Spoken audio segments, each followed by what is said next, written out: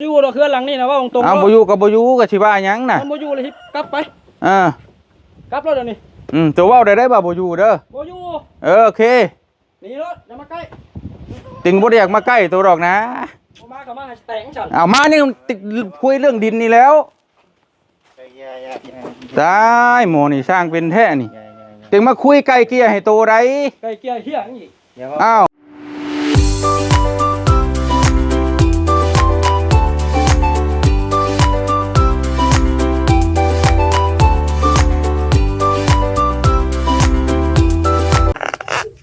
สวัสดีและสบาย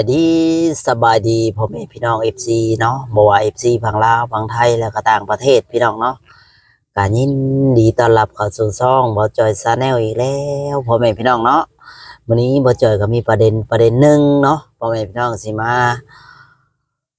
โอ้ลมแล้วก็มาพูดพ่อแม่พี่น้องแล้วก็ FC ทุกท่านทุกคนเนาะนี่ประเด็นที่ว่าทีมงานเบาเตียงที่ว่าเบาเตียงสิโดน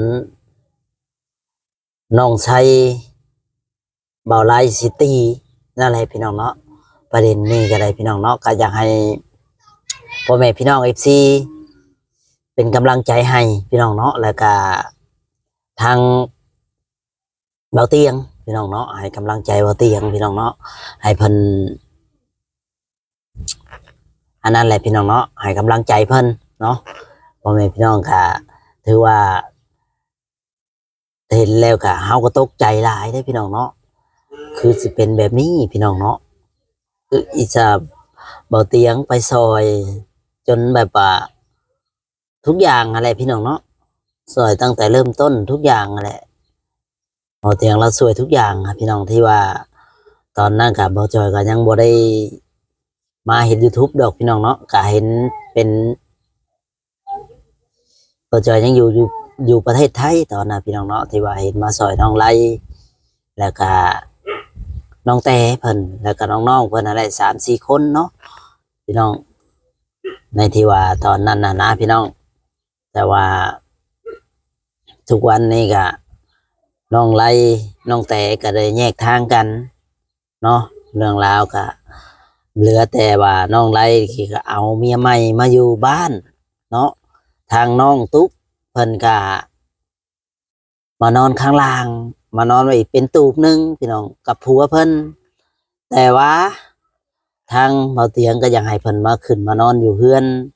ที่ว่าผู้ใหญ่สร้างให้แต่ว่าบ่ฮู้ว่าเหตุและผลว่าเป็นหยังน้องตุ๊กยังบ่ขึ้นไปนอนที่เฮือนโตผู้ใหญ่สร้างให้นั้นพี่น้องเนาะประเด็นที่ว่าบ่จอยสิมาเว้าเป็นหยังเพิ่นยังบ่ขึ้นมาหั่นนะเพราะเหตุและผลหยังว่าบ่เตียงเพิ่นก็ได้ไปคุยให้แล้วพี่น้องเนาะก็ยังบ่ขึ้นไปแต่ว่ามาอีกมือหนึ่งเนาะที่ว่าบ่เตียงเพิ่นก็ไปคุยไปเคลียร์ให้แต่ว่าคุยถึงเบาไล่แล้วก็บ่ใช่น้องเพิ่นนั่นแหละพี่น้องเนาะบ่เตียงไปคุยแต่ว่าคุยนี่ก็เหตุและผลที่ว่าอยากทำร้ายเบาเตียงเพราะหยังพี่น้องเพิ่นยังอยากทำร้ายนะแท้จริงน่ะเบาไล่ก็ฮู้จักแล้วเบาเตียงน่ะมาซอยตั้งแต่ทีแรกคืออยากเฮ็ดกับเราแบบนั้นพี่น้องแบบนี้ที่ว่าบุคคลคนนี้น่ะสิบ่ดีพี่น้องเนาะคือทั้งเบาไล่และเบาไซนี่สิบ่ดีทั้งที่จริงเนี่ยเบาเตียงเราซอยทุกอย่างพี่น้องก็ต้องเบาเตียงอธิบายให้พังอาจสิเข้าใจแต่ว่าเขาบ่เข้าใจความหมายพี่น้องเนาะเขาบ่ฮู้ทางน้องตุ๊กก็เป็นน้องแต่เป็นหยังสิบ่ให้บ่ขึ้นมานอนที่ว่าเฮือนที่ว่าผู้ใหญ่สร้างให้เพราะว่าย่านบ่ถือกับเมียบ่ไล่บ่หรือว่าในใดผิดกับเมียบ่ไล่บ่อันนี้ก็บ่จ่อยก็บ่ฮู้คือกันพี่น้องเนาะก็ได้ยินแต่ว่าประเด็นที่ว่าบ่เตียงได้ไปบอกให้น้องตุ๊กขึ้นไปนอนอยู่เฮือนนั้นพี่น้องเฮือนที่ว่าผู้ใหญ่เพิ่นสร้างให้แต่ว่าน้องเพิ่นเป็นยังบ่ขึ้นนอนว่า ย่านป้าบ่ย่านป้าหรือว่าย่านเบาไล่บ่หรือว่าแนวใดพี่น้องบ่ถือกันบ่หรือว่าแนวใดอันนี้ก็บ่เจ้าก็บ่ฮู้คือกันเหตุและผลเพราะว่าทางเบาเตียงเราก็ไปเคลียร์ก็ถูกแล้วพี่น้องแล้วเบาเตียงแล้วเราก็เคลียร์ให้มันแบบว่าให้น้องตุ๊กน่ะไปขึ้นอยู่เฮือนของตัวเองพี่น้องที่ว่าผู้ใหญ่เพิ่นเฮ็ดให้กับน้องตุ๊กน้องติ๊กแล้วก็น้องมิกอะไรพี่น้องเนาะที่ว่าเบาไล่กับน้องแต่นี่ผู้ใหญ่อาจสิบ่ได้เห็นให้แต่ทีแรกเพราะว่าเพิ่นสงสารเด็กนะพี่น้องสงสารน้องๆเพิ่นนั่นแหละน่าจะประมาณนั้นพี่น้องเนาะที่ว่าบ่จอยได้พังข่าวที่ว่าเพิ่นถ่ายคลิปมานะพี่น้องเนาะเรื่องราวน่าจะประมาณนี้เนาะก็ให้กำลังใจบ่เตียงเนาะบ่เตียงก็ว่าสิเดินทางไปหาทางครอบครัวของน้องแต่แล้วก็พ่อแม่พ่อแล้วก็น้องติ๊กน้องมิกนะพี่น้องแล้วก็พ่อของเราอะไรว่าไปทำงานบอกอยู่ใต้ผู้ใดพี่น้องก็ให้เบาเตียงเดินทางอย่างปลอดภัยพี่น้องเนาะก็ให้กำลังใจของเบาเตียงสู้ๆพี่น้องเนาะทางบ่จอยก็ให้เบาเตียงสู้ๆต่อไปพี่น้องเนาะก็เป็นกำลังใจให้พี่น้องเนาะประเด็นก็มีแค่นี้แหละพี่น้องเนาะที่เบาจอยมาออกมาพูดมาคุยกับประเด็นก็สิบ่มีหยังหลายดอกพี่น้องเนาะก็ให้กำลังใจเพิ่นพี่น้องเนาะให้เพิ่นสู้ต่อไปพี่น้องเนาะโอเคพี่น้องเนาะกาทางบ่จอยก็ได้เดินทางมาจากถ่ายคลิปพี่น้องเลยก็มาจะหาแต่น้องลอยนั่นแหละพี่น้องเนาะก็มาพูดประเด็นที่ว่าบ่เตียงกับน้องไล่น้องไซนั่นแหละพี่น้องเนาะก็มาพูดคุยเนาะพ่อแม่พี่น้องก็อยากให้พ่อแม่พี่น้องเป็นกำลังใจให้ทางเบาเตียงอะไรพี่น้องเนาะนี่แหละพี่น้องเอ้ยเฮาเฮ็ดดีนำเพิ่นสุดท้ายเก่าอยากทำลายเฮานะพี่น้องทางที่ดีอ่ะทางเบาเตียงก็ช่วยอยากให้เมียของเบาใช้ให้ขึ้นไปอยู่เฮือนแต่ว่าผัวคือน้องชายเนี่ยเป็นหยังเนื่องบ่เข้าใจว่าขึ้นไปนอนอยู่เฮือนที่ว่าอยากให้เจ้าของอยู่เฮือนแบบดีๆนะพี่น้องอันนี้บ่จอยกับบ่ฮู้เนาะแต่อยากให้พ่อแม่พี่น้องกะเบิ่งต่อไปนั่นแหละพี่น้องเนาะว่าเรื่องราวสิเป็นจังใดกะต้องมาลุ้นน้ำกันพี่น้องเนาะนี่แหละบ่จอยก็มาหาหลังจากว่ามาถ่ายคลิปกับมาเปิดคลิปมาพูดคุยกับพ่อแม่พี่น้อง FC เนาะจังใดก็เป็นกำลังใจให้พี่น้องกดไลค์กดแชร์ให้แน่เนาะช่วงนี้บ่จ่อยลงคลิปไปกับผมมีคนเบิ่งเลยพี่น้องเนาะคนเบิ่งก็น้อยบ่ฮู้ว่า FC ไปทางใดคนเบิ่งก็บ่หลายพี่น้องก็อยากให้พ่อแม่พี่น้อง FC ได้เบิ่งได้ชมช่องบ่จ่อย Channel หรือว่าช่องพ่อน้องปามก็ได้พี่น้องมี2ช่องพี่น้องเนาะเป็นกำลังใจให้บ่จ่อยแน่พี่น้องเนาะเพราะว่าพอได้ให้บ่จ่อยมีรายได้เล็กๆน้อยๆเนาะพอได้ไปถ่ายคลิปให้พ่อแม่พี่น้อง FC ได้เบิ่งได้ชมเนาะช่วงนี้ก็บ่จ่อยก็ไปก็บ่มีฮอดสิเงินสิไปอะไรพี่น้องไปถ่ายคลิปให้พ่อแม่พี่น้องเบิ่งถ้าว่าพ่อแม่พี่น้อง FC บ่เบิ่งบ่ชมบ่กดไลค์กดแชร์ให้บ่จ่อยก็คือสิบ่มีเงินไปหาพี่น้องเนาะก็บ่จ่อยก็บ่ได้ว่ามีผู้ใหญ่ซัพพอร์ตหรือว่ามีอีหยังนะพี่น้องบ่จ่อยก็ทำด้วยตัวเองเนาะก็เลยไปเล็กๆน้อยๆแบบนี้พี่น้องเนาะ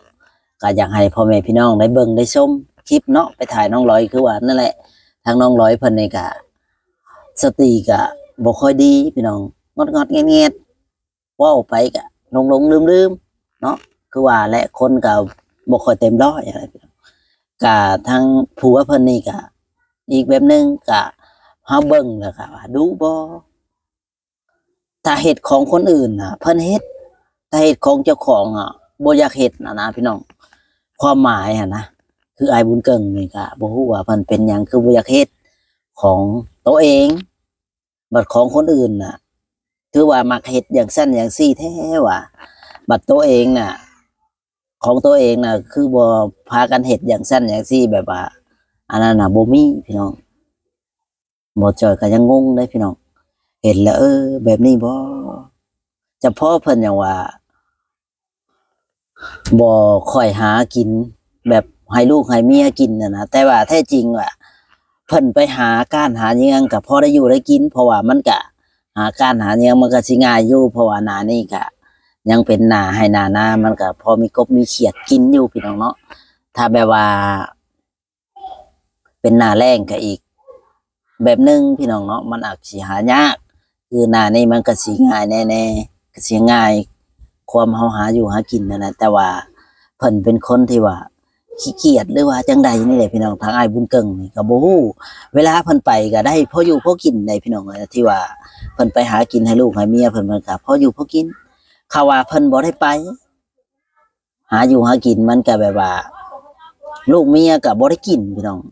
กินแต่ว่าแจ่วหมกพริกอย่างชั้นอย่างซี่อ่ะนะแบบ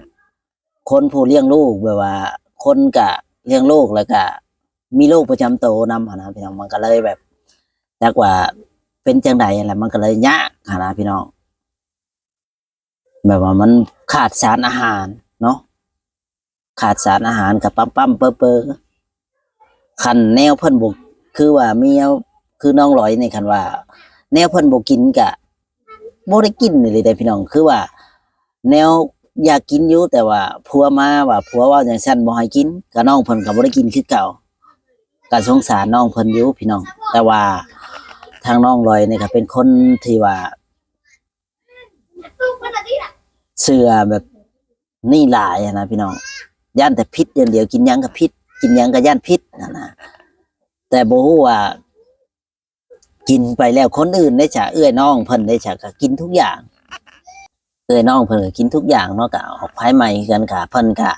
ย่านบ่แนวขาล่ำก็ขาล่ำพี่น้องแนวเพราะว่ากินได้ก็กินคือว่าแหละน้องคือทางน้องลอยนี่ก็เป็นคนที่ว่าสติบ่ค่อยดีเว้ากับแบบว่าเว้าแนวนี้ก็ลืมอยู่นี่นะคนแบบว่า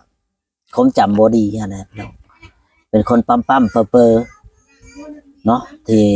บ่จอยสังเกตมาคือว่าลูกนี่ก็เป็นตาสงสารดอกเด็กน้อยคือว่าลูกแล้วน้องบุญเพ่งน้องบุญมีแบบนี้ก็เป็นตาสงสารพี่น้องแต่ว่าถ้าบ่มี YouTube เข้าไปนี่คือว่าน้องลอยนี่อาจจะเป็นแบบว่าสติที่ไปกว่านี้ได้พี่น้องทีแรกก็แบบว่า YouTube บ่ได้เข้านี่ทางน้องลอยนี่ก็คิดว่าสิบ่รอดพุ่นแหละพี่น้องเนาะที่ว่าเพิ่นเป็นหัดร้อยไปอันนี้ก็สิครับเป็นสภาพเก่าแบบว่าจอยผอมหอมแห้งลงแล้วพี่น้องเนาะคิดว่าสิเป็นจังใดคิดว่าเมื่อยเพิ่นที่บ่จอยถามชอบถามว่าเป็นคนที่ว่าเมื่อยหรือว่ามันขาดน้ำเกลืออย่างนี้แหละคนเฮามันต้องรักษาไปเรื่อยๆเนาะคนแบบว่าสภาพมันเป็นแบบนี้นะพี่น้องถ้าว่าเฮาบ่รักษาต่อเนื่องหรือว่าบ่ฉีดยาแบบว่าคนมันแบบว่าอยู่กำอยู่ไผบ่ได้นะพี่น้องมันก็ขาดเลือดขาดสารอาหารขาด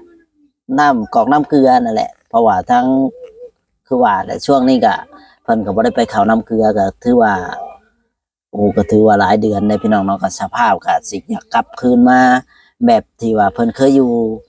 บ้านเก่าๆที่ว่าตอนนั้นเซ่ๆนั่นแหละพี่น้องเนาะ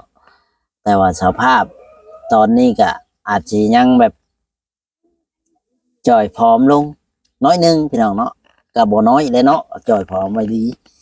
จ่อยผอมหลายเติบอยู่ได้พี่น้องเนาะก็อยากให้ถ้าว่า FC ท่านไหนอีตนสงสารทางน้องเพิ่นก็อยากซอยข้าวน้ำเกลือให้เพิ่นบ่หรือว่า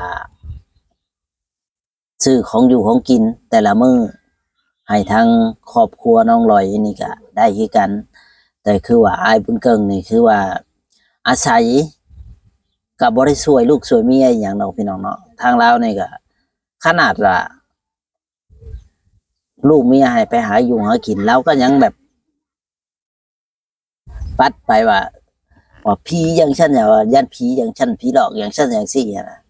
แต่จริงมันบ่แม่นหรอกเราเป็นคนขี้ข้านขี้เกียจนะพี่น้องทางอ้ายบุญเกิงนะพ่อแม่พี่น้อง FC อาจสิฮู้เนาะที่ว่าทางว่าอ้ายบุญเกิงว่าเพิ่นขี้เกียจหรือว่าขี้ข้านแนวใดก็ เบิ่งในคลิปแต่ละมื้อแต่ละวันน่ะพ่อแม่พี่น้องอาจจะฮู้คือน้องร้อยเป็นคนปั๊มๆเพ้อๆเพิ่นก็อยากเฮ็ดแต่ว่าคือว่าแหละเวลาน้องเพิ่นอาจสิเว้าไปเรื่อยๆหั้นนะพี่น้องตามแบบว่าคนสติบ่ค่อยดียามสติดีก็จำได้พูดคุยรู้เรื่องหั้นนะพี่น้องถ้าว่าขาดสารอาหารหลายเนี่ยอาจสิเป็นสภาพเดิมนั่นแหละก็สงสารอยู่ดอกพี่น้องเนาะคือทางน้องลอยนี่ก็คือว่านั่นแหละคือเอาเข้าไปแต่ละมื้อแต่ละวันในบางเทื่อก็มีก็ได้ซื้อของอยู่ของกินให้อยู่พี่น้องเนาะแต่ว่าเวลายามเฮาก็บ่มีเฮาก็บ่ได้ซื้อคือกันพี่น้องเวลาเข้าไปเพราะว่าเฮาก็จักสิเอาเงินมาได้ไสพี่น้องค่าน้ำมันรถไปแต่ละมื้อแต่ละวันนี่ก็โอ้ระดับเป็นเงินบ้านเฮาก็100,000บัดค่ากินค่าอยู่เฮาได้ซะ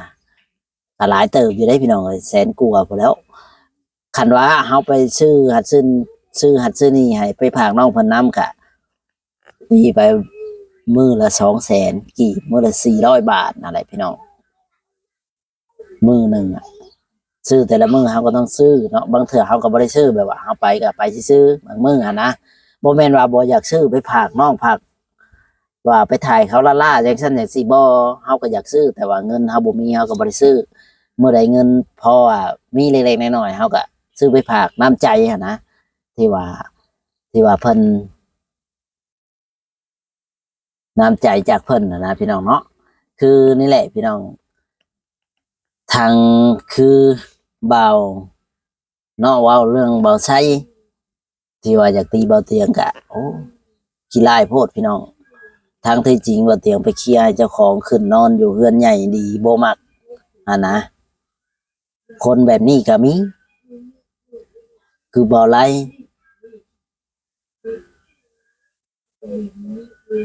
ก็เป็นแบบนี้พี่น้องไอ้บ่ฮู้ว่าทางเขาเป็นแนวใดนะพี่น้องที่เบาเตียงไปซอยทุกอย่างแต่ว่าตั้งแต่เริ่มต้นแล้วบ่คิดเห็นบ่ว่าบุญคุณที่ว่านี่แหละคนบ่คิดเห็นบุญคุณที่ว่าคนที่ว่าตอนเจ้าของลำบากนะบ่คิดเห็นแบบว่าเจ้าของพอได้กินได้หยังแหน่เล็กๆน้อยๆแล้วก็ปีกขาแข็งเนาะกะอีตนเบาเตียงเพิ่นนั่นแหละพี่น้องเนาะถ้าว่า FC อีตนก็ให้กำลังใจเพิ่นพี่น้องเนาะนี่แหละก็ทางบ่จอยเนี่ยอีตนก็ออกมาเว้าเล็กๆน้อยๆถ้าว่าผิดพลาดประการใดบ่จอยขอโทษขออภัย FC ทุกท่านทุกคนหรือว่าทางเบาเตียงพนันพี่น้องถ้าว่าบ่จอยผิดพลาดเนาะก็อยากให้กำลังใจเบาเตียงสู้ๆอะไรพี่น้องเนาะก็ที่ออกมาเว้ามาคุยกับประเด็นแบบเล็กๆน้อยๆเนาะประเด็นที่ว่าเรื่องมันเดือดนะพี่น้องก็เห็นแบบนี้ก็นี่แหละทางโมจอยก็ให้กำลังใจเนาะให้กำลังใจเบาเตียงเพิ่นสู้ๆทางเพิ่นก็สิไปนำหาทางพ่อน้องตุ๊กแล้วก็พ่อน้องแต่นั่นแหละพี่น้องน้องตุ๊กน้องติ๊กขนาดเพิ่นไปเฮ็ดไปช่างเลยไปทำงานบ่ไปใส่ในอยู่ภาคใต้พุ่นแหละอยู่ไกลๆอะไรพี่น้องเนาะบ่เจอกับฮู้ดอกเนาะได้ยินคือว่าโทรหาน้องแต่บ่แล้วก็บอกว่าพ่อเพิ่นอยู่ภาคใต้นะพี่น้องบ่เตียงแล้วสิไปรับมาบ่หรือว่าไปรับมาบ่ทางน้องแต่นี่ก็บ่ฮู้ว่าพ่ออยู่บ่อนใดนั่นแหละพี่น้องก็สิไปแบบไปตามหาแบบนี่อาจจะให้กำลังใจเบาเตียงอะไรเนาะเดินทางกะสู้ๆพี่น้องเลยเนาะทางหมอจอยก็ให้กำลังใจเพิ่นพี่น้องเนาะการเดินทางกะอาจสิไกลเนาะไกลกะประมาณไกลบ่กะบ่จอยก็บ่ฮู้ว่าไกลหรือใกล้นะพี่น้องก็อยากให้เพิ่นพ่อแล้วก็พากันมานะพี่น้องเนาะก็ให้กำลังใจจังไดบ่จอยก็บ่มีหยังหลายคลิปนี้พี่น้องเนาะถ้าว่าบ่จอยเว้าผิดพลาดประการใดบ่จอยขอโทษขออภัยนำพ่อแม่พี่น้อง FC ทุกท่านทุกคนเนาะหรือว่า FC เว้าเตียงเนาะ ถ้าว่าบ่เจอเอาผิดพลาดนะก็ให้กำลังใจบ่เตียงอะไรพี่น้องเนาะนี่แหละบ่จอยก็เป็นกำลังใจให้เพิ่นเนาะพี่น้องเอ้ยก็เห็นเหตุการณ์เกิดขึ้นแบบนี้ก็บ่อยากเห็นนะพี่น้องเนาะก็คือว่านั่นแหละทางบ่เตียงก็ได้ไปช่วยทั้งครอบครัวนี้ก็ถือว่าเหตุแบบนี้มันบ่ถูกเนาะทางบ่เตียงไปเกลี้ยกล่อมให้ตัวเองได้อยู่แบบสนุกสุขสบายนะพี่น้องก็แบบบ่อยากอยู่นะแบบว่าไปเว่าอย่างเส้นอย่างสี่โอ้ยนี่แหละพี่น้องเนาะคนเฮาเนาะโอเคพี่น้องคลิปนี้ก็บ่เจอขอจบคลิปเพียงเท่านี้สวัสดีและสบายดี